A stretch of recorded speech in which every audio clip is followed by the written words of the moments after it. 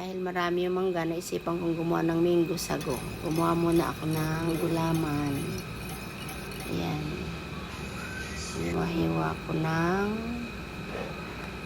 maliliit. Ayan.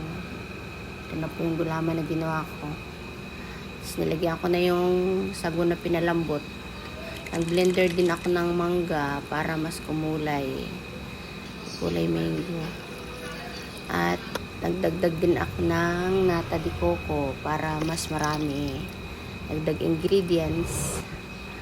Ayan na, halo-haloin para makumbine lahat sila.